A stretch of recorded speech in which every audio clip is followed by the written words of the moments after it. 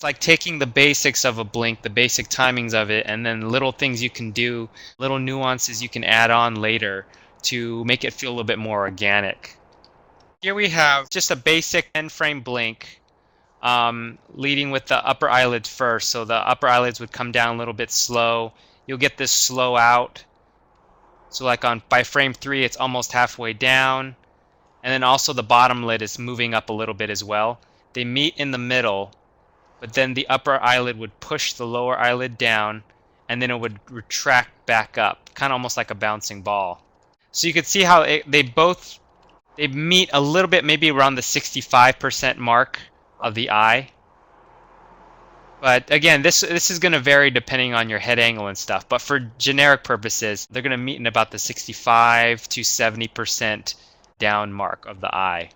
So that's just a basic blink. And then I drew up a basic diagram just to kind of show the exact frames for it too, frame by frame. The next level up is adding a little bit of a brow movement in there too, and then a little bit of the lower lid and cheek too.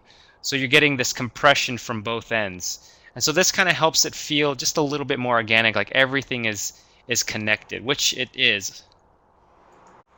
So that's adding a little bit of brow, a little bit of lower lid, and then so what I did for that, here's your main brow mover, the top lid, and then I would use these controls, the eye shapers, and you can move these a little bit up and down, and it gets that nice organic feel without having to move all 3 of these brow controls. You can just use this one mover, twist it a little bit to get that organicness in the face. And the same for the bottom one here, the bottom shaper as well.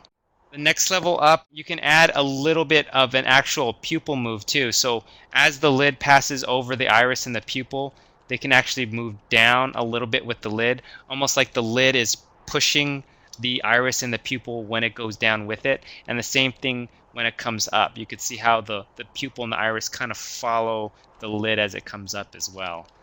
So that's another small detail you can add in there. The final nuance thing you can kind of add in there would be to actually offset the blinks. So you can actually add a bit of like either a frame or even half a frame offset. So you can see how the lids come down.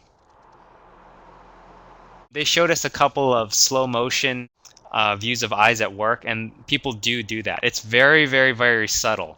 You can't really have a major offset where, you know, one's completely down and one's completely up.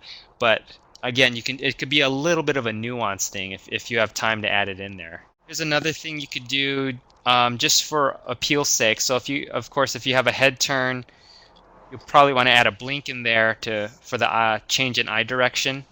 So here's a generic head turn where all I did was the rotation of the head and just added a generic blink in there. One thing I'm not taking advantage of is eye direction. Here's a more refined pass of it. And what I did was, I know that the character is looking screen right. So what I did was I favored the eye shapes to go this direction at first. So you could see how I made this eye just a little bit bigger and I shrank down this eye. Same thing with the brows. And the same thing I did for this side here too. And then applying all the same principles,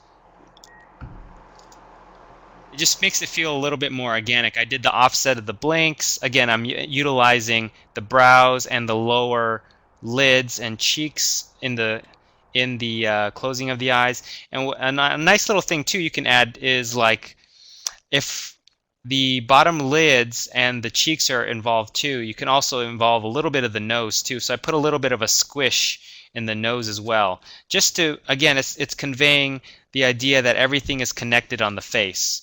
So if the eyes are squishing down, the brows are going to squish down, cheeks are going to squish up, and the nose is going to squish up just a little bit too. Again, it's like making sure everything feels connected and organic. Here's a quick little thing I did just to show some variation into your blinks. Sometimes what the eye would do is do a pre-blink, like a half blink. So you could add like maybe a half blink before the actual blink happens. All these are just ideas. Here I just took basic eye poses, only using the lid movers. Here, not only using the lid movers, I also included those eye shapers as well. So Be sure to utilize everything you can on the face to convey the specific emotion. Don't limit yourself to only one or two controllers. Use as much as you can. Same thing here. See, it's a closed eyelid, and I squished it down just a little bit. And also offsetting as well. The computer likes to, keep things very even and balanced. Find ways to offset the face or even in the body too. Look for ways to kind of make things asymmetrical.